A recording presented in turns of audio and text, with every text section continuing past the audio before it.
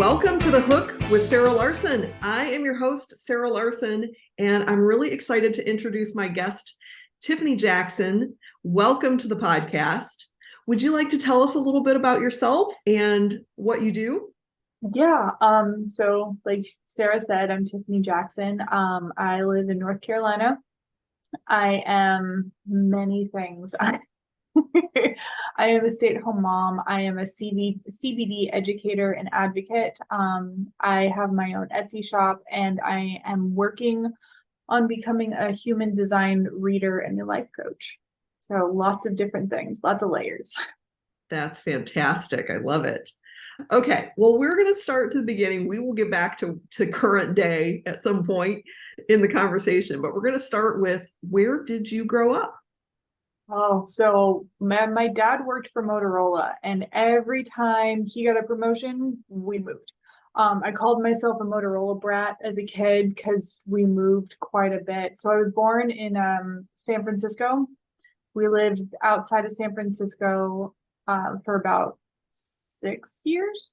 And then we moved to Chicago for a year and 4 months outside of Chicago, town called Crystal Lake. And no, there is no Camp Crystal Lake for anyone listening and likes the horror movies. My boyfriend was very disappointed when I told him there was no actual Camp Crystal Lake. We moved to San Diego for 6 years, and then we moved back to Crystal Lake, and I lived there until I went away to college. Then college, it was Missouri, Cotty College in Nevada, Missouri. And if you ever go to Nevada, it is a small town, and they are very specific on the pronunciation of that word, because when you see it, it sounds like Nevada, and it actually took me years to be able to say it correctly again. Then Virginia to get my bachelor's degree, and now I'm in North Carolina. Okay. Well, it sounds like with the moving around, and I love the Motorola brat versus, the military brat. It's interesting to me how many careers there are that involve a lot of not travel, but moving around for families. Somebody I just had a conversation with not too long ago also had a situation they were moving a lot, but it was for oil. And I had no idea that there would be a need to move around for that. So your dad worked for Motorola? He worked for Motorola for, I think, 45 years. Oh, wow. So he was friends with like the founder, the original person with Motorola and everything for when he first started. And then he was forced into retirement at like 45 years, and okay. He retired. Then he started his own company. What was it like? I know for a lot of people, it's really hard to move as a kid and leave behind your friends and the things that you know. What was it like moving around that often? After a while, I started expecting it. Yeah. The first time, there seems to be a lot more prep to it. Like, we did a goodbye party for me when we moved. Like, my parents let me like pick out a lot of stuff to decorate my bedroom and everything. The second time we moved, I found out at school from a friend who overheard her mom talking to my mom. Oh no, not a good way to find out. No. And I was devastated because I finally had started fitting in and had friends and was excited about like all the different weather and everything. Because I mean, I lived in California before. Granted, it was more Northern California, but still. And then we moved. Oh man, that was a rough day. Like, my best friend at the time, she lived across the street from me, and she was like, "I'm never talking to you again because you're moving." And I'm like, wait, what? This isn't my fault. Right. But kids, I was 7 years old. I was 7 when I moved to Crystal Lake, and then I was like 8.5 when we moved again. We lived in San Diego for 6 years, and my parents had told me that they thought we were going to be moving. But it was like 4 different options of where we would be moving. So I wasn't really sure what was going to happen. And like, most of the situations were kind of crappy because we had just gotten back home from a trip to Hawaii, and my parents were going to get a timeshare there, and I was supposed to have a day with just me and my dad, and I went like bounding into my parents' room like it's going to be a daddy daughter day, and my dad wasn't there. Oh no. He had found out that we were being transferred to Chicago, and he was already at the office trying to figure out what in the world was going on. And a few months later we moved. We'd sold the house pretty quickly, but my mom wanted me to finish out the school year, and I went to year-round school, so it was weird like schedule. Yeah. So we stayed in like, I think we stayed at a hotel for a little bit, and then they moved us, but Motorola paid for that. When they move families in the middle of the school year, at least they used to pay for like an apartment or something like that. So that way the kid could finish out the school year, because transferring mid-year sucks. Right. What was it like? You were probably more cognizant of it for that move from San Diego to Chicago, or back to Chicago, because you were a little older, but also you were moving back to a place that you had been before. Were you able to pick up with the friends that you'd had there originally, or was it like a totally new move? So I had two really good friends, one of which after we moved to San Diego, she was in a car accident and she lost most of her memory. She didn't remember me. Wow. It sucked. Yeah. And when we moved back to Chicago, like we all actually were going to the same high school together. So we moved back when I was in middle school. So I was 8th grade and then high school. And I remember senior year, and I do not even remember her name, but there was this one girl who was always, I knew who she was, but like we never talked because we were in two different things, and I didn't ever be like, hey, I'm Tiffany, your friend from 2nd grade. In retrospect, I feel like things might have gone better had I done that, but I didn't. And she lost her mind when she found out who I was, started bawling. She was like, talked about how devastated she was when I moved, and like how much it had really affected her, and how she had missed me like so much, like all of these years. And like, God. And like genuinely, she'd like picked on me for so long in high school. and, and like she was hugging me, and like one of the teachers like, Tiff, are you okay? And I'm like, yeah, no, we're actually good. And he's like, okay. Wow. So How did she not know? I mean, it'd been 6 years. It was weird because it's like I remembered who they were, and my friend Tara, like I had gone and talked to her because she and I were closer. Tara was the one that had lost her memory, so it's like I was trying to like help with the memory a little bit, and but my other friend, she was just like, I was always like, yeah, no, I'm good. I'm okay if you don't know who I am, because I don't want to be a part of the group that bullies half the school. Like, I'm good. Did anything change once she knew who you were? Oh yeah, no one bullied me anymore. No one picked on me. All of a sudden I like had this giant protective bubble around me at all times. It was like I was good, and that happened, I want to say like the beginning of senior year. And then like all of a sudden, and like she was like not on the in crowd, but like the out crowd, but like all of a sudden like football players started talking to me, and I'm like, I don't know what's happening, but I'm uncomfortable with this because y'all have been picking on me and I don't trust it. Wow, no kidding. That was like the bullying crowd that she was part of. Did that change, or just it changed for you? At first it started out where it changed for just me, and then I am the type of person, and I always have been, where I'm just going to keep pointing out the shit. Good for you. It normally got me in a lot of trouble when I was younger, because I'm like, but what you're doing is dumb. Like, you're not dumb, but that action, that is horrible. Yeah. It was a lot more blunt when I was younger. And she got really defensive, and I looked at her and I'm all like, you trusted me when we were little. And she's like, more than anyone. And I'm like, okay, my core hasn't changed.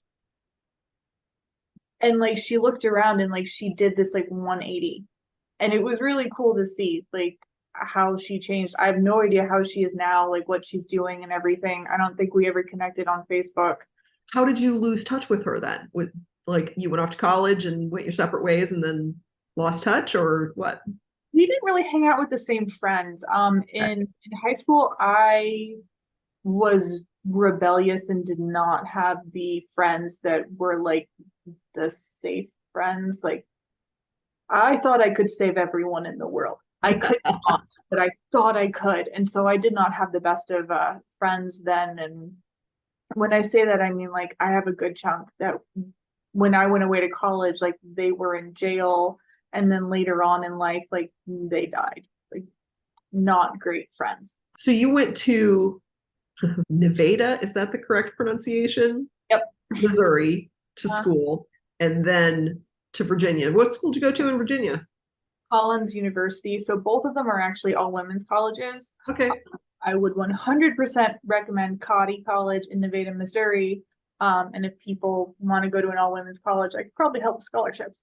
Nice.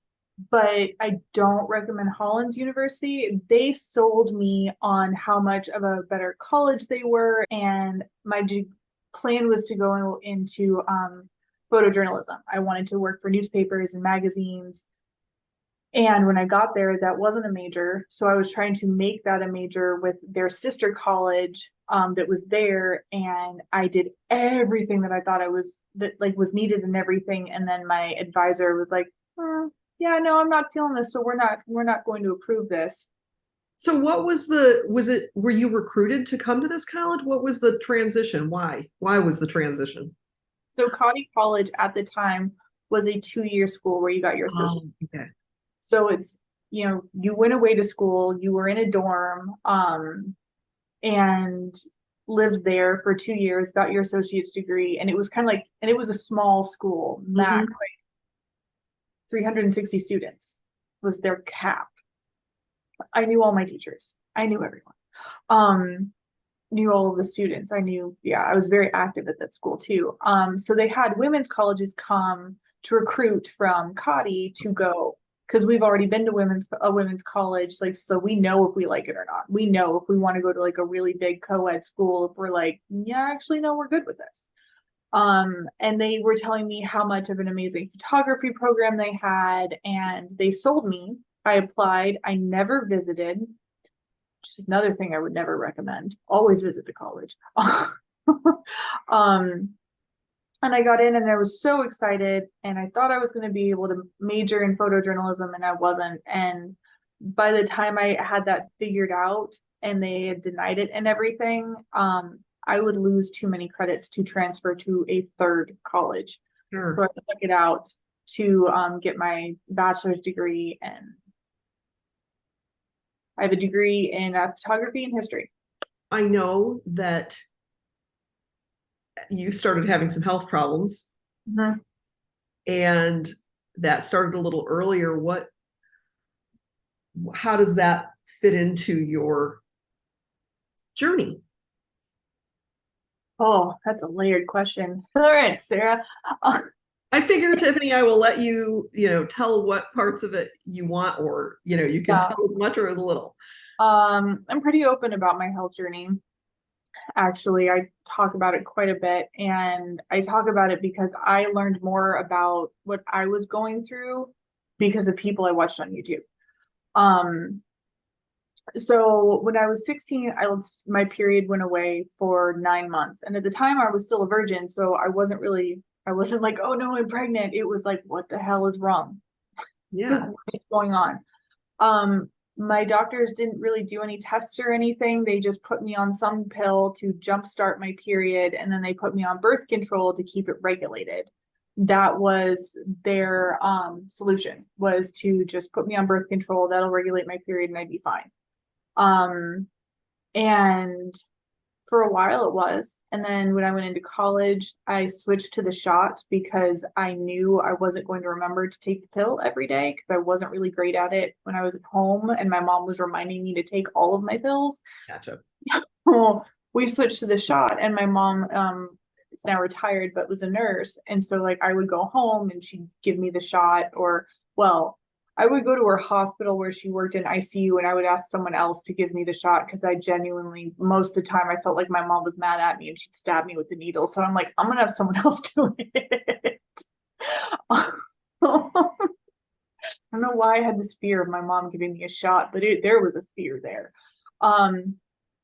When I switched to Hollins University, I met my ex-husband, and his mom worked at an OB's office, and I was switching back over to the pill because I was having some like bad reactions to the shot. And then his mom switched me over to Yaz because that was like the new pill at the time. That pill triggered my PCOS, polycystic ovarian syndrome, to like really come out in force. That started with like painful sex, really painful, like bleeding when you're not supposed to be bleeding. And to the point where I was just all like telling him, like he thought he was breaking me, and I'm all like, it's fine, I can breathe through the pain, just keep going. Like it was not. Oh my gosh. So The things we do for sex, right? right. Just keep going. You're bleeding. It's fine. PSA, no one say it's fine. Stop and go see a doctor, and I'll give more information on what to check for that one. Okay. Wow. Fine. Yes. So, FYI, sex should not be painful unless you're trying to make it painful. Right? Unless that's your goal, it should not be painful. Right. So my doctor then diagnosed me with polycystic ovarian syndrome, which pretty much still to this day, like anytime you look at it, most times you're not going to get information from your doctor. You're going to get information from women who have gone through the shit, figured out what works best for them, and is now teaching other women. Yeah. It's the least studied, but it's one of the most prevalent things women are diagnosed with now. Yeah. And there's varying symptoms. Mine was more like hormone levels and everything. But it wasn't, there's a lot of people that have PCOS that really struggle with weight, and really struggle with like over hair growth and everything. My ex-husband's mom was like, I've seen women with PCOS, you don't have PCOS, go get checked again. I'm like, oh, okay. I got checked by 3 different doctors, and they all said the same thing. She still didn't believe them, but at that point I'm like, yeah, you're not a doctor. I'm okay with the third time's a charm of, hey, guess what? There's nothing we can do to help you, but this is what you have. Okay. And they told me that it would be hard to have kids, that periods would be painful, which they already were. So I'm like, well, that's not new. Yeah. And then as time went by, it took me 6 years after that to find out that I had premature early menopause. And the symptoms of that started out being, I was really tired. I had like zero energy. Understanding energetics now, it makes so much more sense. I had zero energy. My doctor thought I was depressed and I had ADHD. One, I have ADD, not ADHD, and I wasn't depressed. Like genuinely, when I had the energy to do things, I was having fun.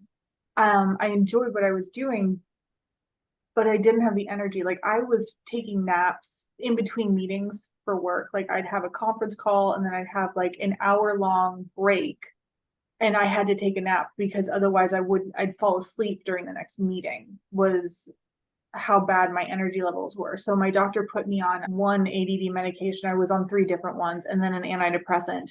And when I was on the ADD medication, holy crap, could I hope hyper focus. I got like 5 months of work done in a week. Like it was scary the amount of hyper focus I was on. But I was still having the tired issues, just not as much. I still was having trouble focusing. And then there was a third that came in, which was I felt tipsy when I was sober. I just 24/7 felt tipsy, to the point where in the evenings my ex-husband told me that he thought I was turning into an alcoholic, but I was drinking. So there was a reason why I felt tipsy. I was trying to normalize it. Never heard of menopause making you feel tipsy. So that's hormone levels. Okay. My DHEA was really low. And so like I ended up finally finding a naturopath doctor. The naturopath doctor checked my hormone levels. First my period had to start. My period was not regular after switching over to the birth control pills.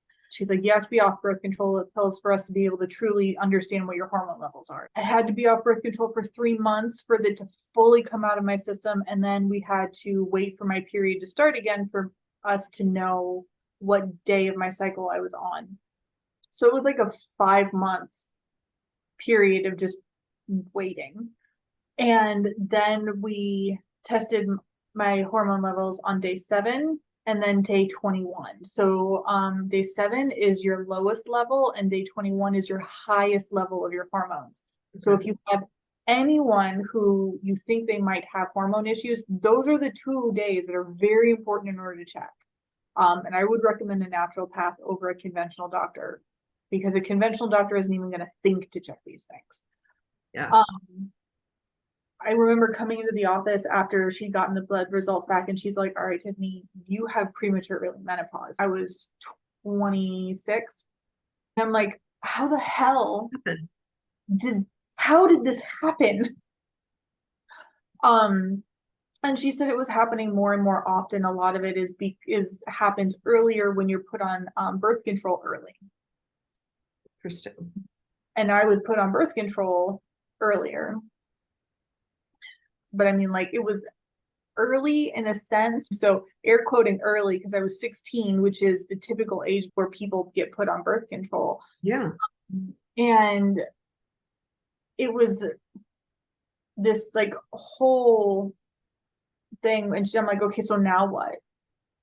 I have Polycystic Ovarian Syndrome and premature early menopause. Now what? And she's like, now we put you on hormones. So the book that she told me to get, it's Sex, Lies, and Menopause. I read that book, and in the back of the earlier editions, it tells you what to do with like the hormones. And I got put on bioidentical hormones, and they were made at a compounding pharmacy. So I had testosterone, progesterone, pregnenolone, DHEA, and estrogen.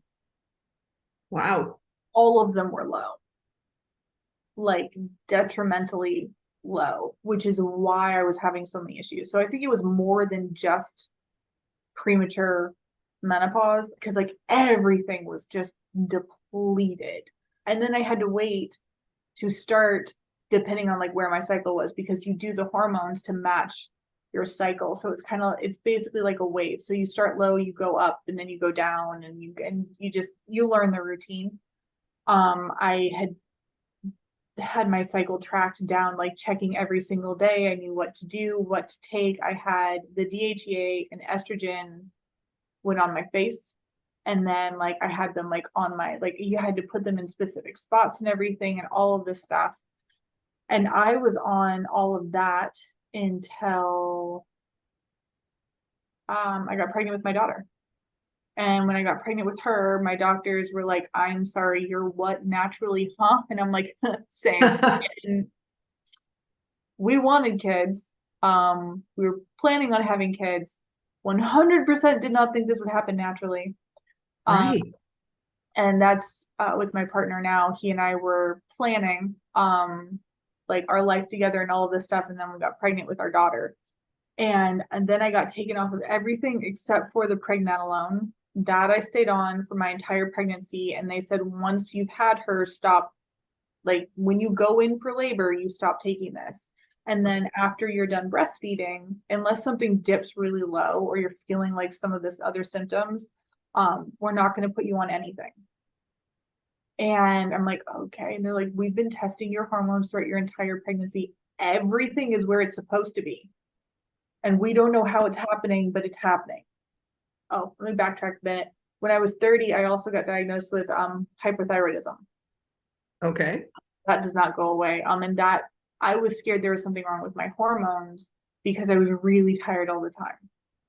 I was really, really tired. And I have hypothyroidism in my family on both sides. Okay. So it's something I get checked anyway, but the doctors were only checking one level. So when you get your thyroid checked, you need to have your TSH, your TH4, and your TH3. and your there's another one there I would have to look up, but those are the ones you have to get all of them checked. Most doctors only check like the TH4, like that's the only one they check. That one can be okay, but the other two levels could be depleted. So my doctors checked and they're like, we need to get you on like a lower dose thyroid medication. So I'm still on my thyroid medication. I am healed from my premature early menopause. I'm no longer on bioidentical hormones. My daughter, the miracle child, also healed my body. She's 3.5 now. There's always been this like underlying fear, and I've been working with my doctors pretty intently on like making sure everything's okay. I see a natural path still. Yeah. And they're like, Tiffany, you're good. Like we've never seen someone who's gotten to this point and go back. Okay. It's like naturally the time. And I mean, like my period has gotten so incredibly like on point that it's cycled with the full moon. It's like, I'm like, well, this is new. Wow. Like never in my life had I have been that regular. Wow. So it's been a journey. Yeah. How did you feel when you were told that you were starting premenopause and you were told you couldn't have children, or that you probably would not have children? I was devastated. I've always wanted kids, always wanted multiple kids. And Jonathan and I agreed to 2 because he's like, if you have 3, they outnumber you, so that's not okay. We have 1 right now, Good and I feel point. like there are days where she outnumbers us. I felt like the world had crumbled in around me because while yes, I knew what was wrong, and yes, I had a way of starting to feel like I had energy and could focus and didn't need to take naps constantly. It was like my world was just gone. My ex-husband and I ended up getting a divorce because he come to find out he didn't want kids. So he was okay with the fact that I had all of these medical issues because he's like, oh, okay, I won't have to tell her that I don't actually want kids. Right. And I was like, we'll adopt. And he's like, no, wait, I don't actually want kids. And it's like, wait, what? Oh no, that's a deal breaker for me. I want children. Yeah. And now I have a child. So. And an incredible miracle. That's awesome. Yeah, she is a phenomenal spitfire, that one. So you find out you can't have kids. Of course, that's devastating to you. What did you do to combat that? Well, first I got a divorce. Right. The man who didn't want to have kids. Right. But I like the fact that you even like suggested that you adopt. Not everybody who can't have children wants to do that. Did you feel better thinking like, okay, there's still an option? Yeah. That was always like an option in the back of my head. Not having kids is not an option. It was never not an option for me. But it was like, no matter what, I'm going to have a kid. So I started out with a lot of grief because that was like 1.5 years after I found out what was going on. We got a divorce. I moved to North Carolina. So you could be closer to your parents? I moved in with my parents for about 6 months through my divorce. And then I moved to Charlotte, North Carolina to be close to my cousin because I knew I needed someone who would take me out of my comfort zone and like make me go out of the house, make me do things. There was a lot of grief in that. A lot of grief in the idea of how life I thought was going to be. And my cousin kicked my ass quite a few times. And I had like all of these ideas of like how like my grandparents or our grandparents who'd passed away would be disappointed in me. And I genuinely, it was the only time where he looked like he was going to smack me upside the head. Wow. He was like, no, ma'am. So when I moved to where I am now in North Carolina, I found a new doctor, a new naturopath, and started working with them. I started taking Juice Plus. because one of my friends from college, from Cotty, she was taking Juice Plus, and she's like, Tiffany, I have so many people who have been taking this and have been able to have kids and have had the same exact issues that you have. And What? I'm like, fuck it, I'll try it. Yeah.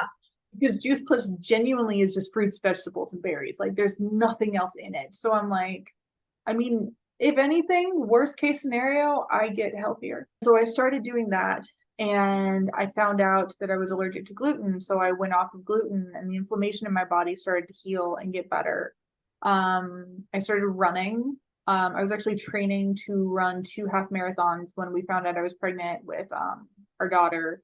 And I finished out running like that with my running group, because I was a pacer for my running group for my running coach has a thing called Run the Borough, and it like 400 people will come like each weekend to be a part of this event, and it's just a free event, and I was a pacer, and so I was the one like telling everybody where to go and all of that stuff. And at the end, one of my friends who was in the run group with me, she was like, what is wrong with you? And I'm like, what are you talking about? And she's all like, you've had to pee at every gas station. It was like the second to last run. She's like, you've had to pee at every single gas station. You thought you were going to puke like 3. And she's like, 5 times. She's like, wait, oh, you're pregnant. And I'm like, shh.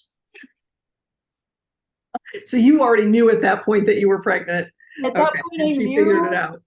but I wasn't telling anybody because I was Yeah. seriously terrified of losing the baby. And I'm all Of like, course. saying anything until like we have like lots of confirmation. And she like lost it. And she's like, oh my gosh. And I was like, shut up. And then the next run that we did, she's all like, she's also a nurse, and she's like, you are going to be a walking pacer, and you are not running in this. I'm like, I can. She's like, no. And we went and talked to our running coach, and he's like, oh yeah, no, we actually needed a walking pacer, and so I did the walking one for the last one, and that was like the last group run that I really did, because then I was going into like once I hit my second trimester, it felt weird to run. Like Yeah, I'm my sure. stomach felt weird, and I'm like, I'm not okay with this. Walking is fine, running is not okay. Um, I also, but like with running, so I was running with her. I had a running coach. I was working out either in the gym or running 4 times a week.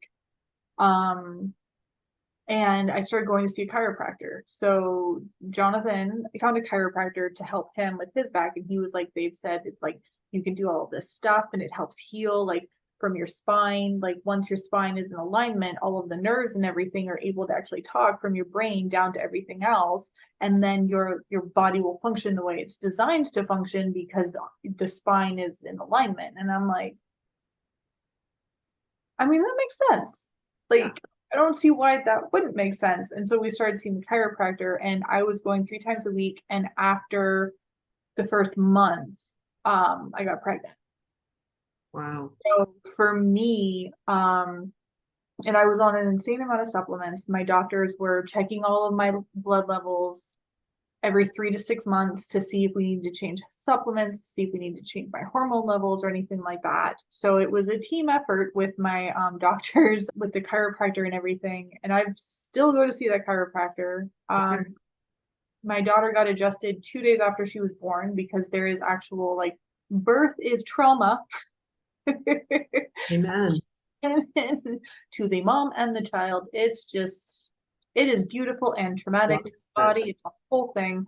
But the chiropractor came into the hospital and adjusted her, and we've just been getting adjusted, as needed since then, to make sure that my spine's in alignment and that she's good. And I have gotten more and more healthy since having her. I've cut out an insane amount of stuff. I started when I was going through like the postpartum phase, which is theoretically air quoting 4 months, but I feel like it's the first year, because you're Sure. extreme survival mode. Yeah. I mean, I talk about disruption. Some disruptions are things you choose, and having a child is one of them.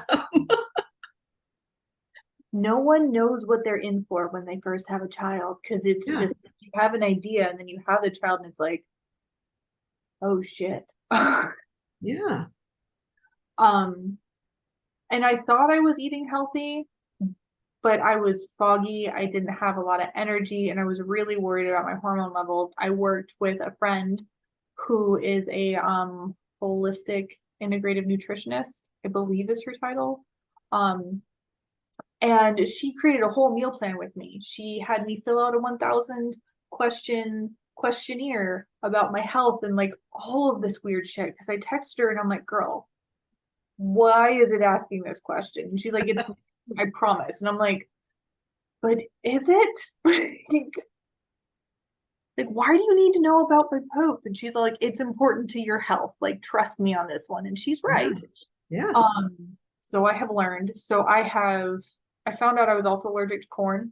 So that is 100% not an allergy I would recommend. Yeah, everything has corn in it. Yeah, finding stuff that doesn't have corn. Yeah. I've just been being like getting healthier and healthier and healthier. And I was talking to a friend the other day and I'm like, we're scrunchy moms. We're not crunchy moms. So crunchy moms are the moms that are super healthy, like pretty much make all of their own food, like even laundry detergent, all of this stuff, do very little screen time, all sorts of nature and everything. And I am a scrunchy mom where I make the stuff I can. We're slowly getting out stuff. We still do screen time. We, don't hate Disney, although we're not doing a lot of Disney because on almost every Disney movie, a parent dies. Why Disney? Why does a parent need to die in every movie? Like I get drama, but that's just why. And so it's like that happy middle of, still doing some mainstream things while also doing lots of naturey things. Like my daughter went to a forest school for the first year and a half. Well, not her first year and a half, but she like started at 2. And school was literally in the woods. For a year and a half, she was in the woods and I was there with her in all weather. And I learned how to dress myself and her. I learned how to dress her first though, which was not beneficial for me because I was really miserable and she was having a blast. That's hilarious. I've heard you talk about the forest school before, and I did not realize it was literally in a forest. I just assumed the name of the school was the forest school. 100% in the woods. Yeah.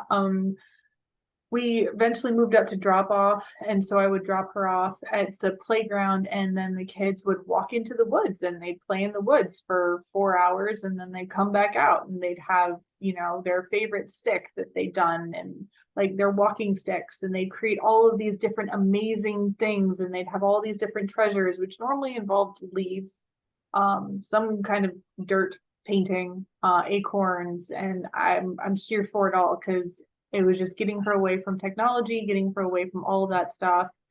And the school that she's going into, 2 weeks, dang, she's going to full-time school. In 2 weeks, it's a full-time preschool that I'm really excited about it. They like PE is going for a walk in the woods or going and working on a farm. And I'm like, hell yes. Oh, that's awesome. What a cool thing. Like I've never heard of these kinds of schools. How did you find them? So it's a Quaker school. Quaker schools are amazing. They're incredibly inclusive, incredibly loving. Quakers are also pacifists. So I feel like they may have actually started gentle parenting, which is okaying the feelings and saying like, hey, it's okay to be mad. It's okay to be upset. It is not okay to chuck a rock at mommy. Right. Like setting those firm boundaries and everything. And that is 100% a conversation I've had with my child. We're in nature a lot and there's rocks. And you mentioned she's a Spitfire. Yeah, she is. If you're into astrology, she's an Aquarius. She is a full Aquarius, sun, moon, and rising. So yeah, she's a Spitfire and yeah. All right. Wow. Well, Uh, I'm really impressed with the story of your journey of finding out, you have this premenopausal diagnosis and then all of the steps that you took to get you to the point that you had a child on your own without chemicals and injections and all of those things. And I think that's pretty incredible. Um, are you open to, if people want to ask questions about that, are you yeah. open to that? So Oh if my gosh, anybody is yeah. listening and has questions about how maybe you have had difficulties conceiving or other things, maybe Tiffany would be happy to chat with you about her experience. There is no one size fits all on anything, and with that same thought, like I am open to talk about my experience. I am open to help out in any way, shape, or form that I can with resources and stuff. I mean, when I started this journey, the only resource I had for PCOS was in England. And it was a online group. And my best friend paid because it was like at the time for me, it was like an astronomical amount of money. And she's like, you need support. She's like, you feel alone. And I did. Like, I didn't know anyone else with PCOS. I didn't know anyone else with all of this stuff. And a lot of the things that was happening after I was diagnosed with PCOS, my doctors were just all like, oh, well, that's just PCOS, and would brush it off and not dig deeper. Um, and so it was like the Daisy group or something. I think I saw the paperwork for it. But she paid for me to be a part of this group for a year, and everything was in the EU. None of it was in the United States. So it's like, cool. So Europe is doing way more about this than, of course, they are. Like, of course they would be doing more about this than we are. Um, there are so many more resources now than there were when I first started this journey. And like I said, I've started talking about my health journey because I was searching on YouTube for something. And then I found this one woman who was talking about her PCOS journey and the supplements that she was taking. And she started taking like evening primrose oil and Vitex berry. And I'm like, what the hell is that? I've never heard of that. So I emailed my doctor and I'm all like, what the hell are these things? And she sent me brands that she trusted. And she's like, you know what? Let's try it. What's the worst that she's like, she's like, these supplements, there is no like, it's going to end up badly if you take them for the wrong reasons. It's just take them as directed and keep on going with your life. And I'm like, okay. So I did. I added evening primrose oil and Vitex berry to my supplement regimen, which was pretty extensive at the time. And it helped. It's like those weird things where it's like, well, I would have never thought that watching a YouTube video would actually really help me to, figure out what's going on. The biggest thing for me though is tell the doctor, I think you're wrong. Your voice is your most powerful tool. And if you feel in your gut that the doctor isn't doing enough, that's okay. That's not the right doctor for you. It's time to find, and it is okay. You're not doing enough for me. You're not digging in deeper. You're looking at the outer shell of the problem and you're not cracking through to see what's actually going on. So I'm out. It's really interesting because that has come up in other conversations that I've had where, in fact, one of my guests, Jetta Barbu, who does gut health, she was talking about white coat syndrome. And it's the fear of talking back to a doctor. Like they are so respected that you expect that you don't think you can say, oh, no, I don't agree with that, or I want to go deeper, because you just assume that they know what they're talking about. That's like the assumption that we've been brought up to believe. They have a lot of general knowledge and they don't know everything. So we do need to learn to advocate for ourselves in those cases and find the right doctor. Yeah, I had a very bad experience with an endocrinologist, so thyroid doctor. I walked in and it was, I think I'd been married for like 6 months. And before I got married, I was going to the gym every single day because I was going to look amazing in the dress. I was going to have muscle tone. I was going to do all of these things. I was on the world's worst diet for your actual health. Right. And, I was in shape. Like I was still going to the gym. I wasn't going every day, but I was going like 3 days a week. I was going to the gym. I was working out. I was eating what I thought was healthy. And but I was tired and I was reaching for things that like I thought would give me energy. Sometimes even that was like candy because I was like, I just need sugar to give me a peak of energy so I can get this shit done. Yeah. And he told me I was fat. Um, yeah, and that I needed to eat a 700 calorie diet, which is like this, and It's this man, starvation. yeah, it's old white man. I mean, 1,200 calories is starvation, but 700? Are you kidding me? Yeah, this was the first time I actually spoke up for myself at a doctor's office because I was so appalled when he told me that. And he had a med student with him who was supposed to be learning from him, and she was agreeing with him. And I looked at her and I'm like, dear God, do not treat your patients like this because this is unacceptable. Because one, I am not fat. Right. Like, I work out nonstop. I am in the best shape I have been in my entire life, which was not completely true because the diet I was eating was horrible. But Yeah. and I'm like, I am not fat. I am not eating a 700 calorie diet because that's unhealthy and you can't function on that. Right. And Right. I'm like, and I'm like, I also don't feel like you did a thorough panel. And he looked at me and he's all like, well, you're not a specialist. And I'm like, well, you need to be re-educated. I am not paying for this visit because I'm not paying to come here to be insulted. I'm paying Right. to help me. And you're not helping me, you're insulting me. And it's not okay. Genuinely the first time I ever spoke up for myself. I Wow. walked Good out for of that, you. Wow. I was shaking when I left his office. I walked out of the room. I went up to the woman and she looked at me and she's all like, he made you angry. And I'm like, angry does not cover it. I will not be paying for this. Do not charge me because I will bring it up to the board. I will take this up. I'm like, I did not come to see this man who is supposed to be a thyroid specialist to be insulted on my weight. Right. And she just kind of looked at me and she's all like, you were never here. Well, thank you for sharing all of that with us, Tiffany.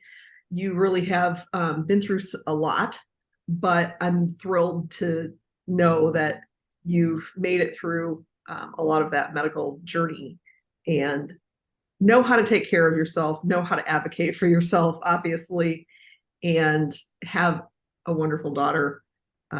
So that's really great. Where can people find you on the internet if they want to get in touch with you to ask questions or find out about the things that we didn't really talk too much about, your CBD education and your Etsy shop? Where can we find you? So you can find me on Instagram at Honest Green Mama. And I am on stories every day doing encouraging stuff, talking about using my life as a inspiration for inspiring others. I talk about CBD and how it can help, how it is legal in all 50 states because people get confused about hemp versus marijuana. And I work with hemp. Okay, great. And then also I have my Majestic Grove Designs Etsy shop where I sell shirts of all different creations and everything. And then I have a website that I will give to Sarah to be able to check out all the other things that I've got going on. Fantastic. I love it. And I almost feel like I need to have somebody on and maybe we'll do a follow-up call. I do need to have somebody on to talk about CBD at some point. I think that is something that we haven't really talked about and I would love more education on. So I would love that. It's okay. one of my most favorite things to talk about. I I get really excited and really like, just it lights me up because it's just the cool hemp in general is the coolest plant ever and can be used in so many different ways, from clothing to helping you feel better and more like homeostasis level. It helped me with postpartum anxiety, which is something I didn't talk about with my health journey. Yeah. And um it helps my daughter with her auditory sound sensitivity. She does not do well with sudden loud noises. And CBD helps her with that. So yeah, I would love to come back on and talk about that. Fantastic. Okay. Well, I will put all of that contact information for you in the show notes so that everybody can find you. And thank you so much for being here today. I think that your story is extremely inspiring, and I know that a lot of people are going to get some good information from that. So thank you. And if anyone wants to reach out to me on Instagram, just DM me and say you heard the podcast here and you want to talk about the health journey.